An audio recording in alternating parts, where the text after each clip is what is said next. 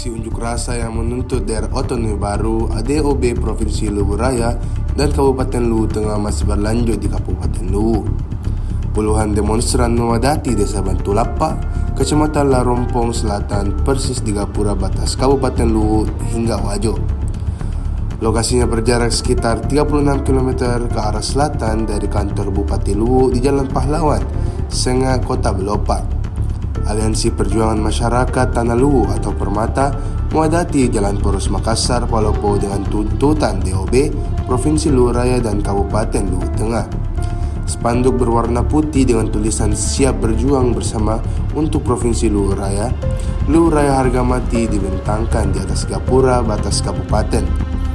Dari pantauan tribuntimur.com, demonstran memblokade seluruh badan jalan dari pukul 16.08 hingga 18.22 WITA malam.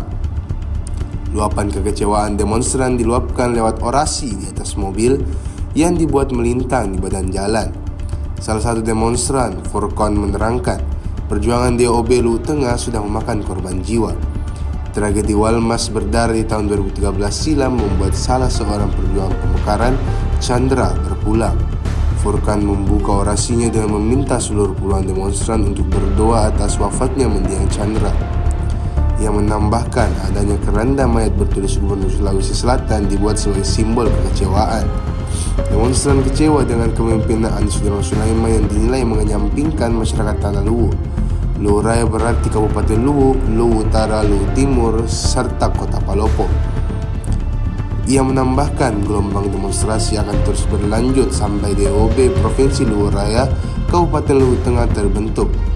Demonstran lain, Noldi, menyebut keranda mayat itu berarti matinya nurani Gubernur Andi Sudirman Sulaiman.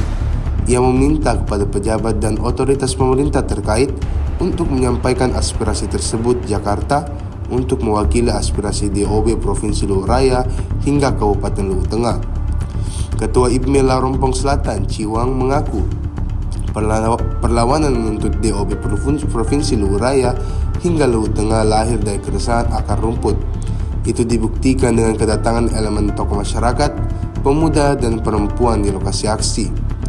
Ciwang kembali mengungkit tuntutan DOB sudah diperjuangkan Wijato Luwu berpuluh-puluh tahun pasca kemerdekaan. Apalagi dengan adanya janji Presiden Soekarno kepada Datuk Luwu Andi Jema pasca kemerdekaan.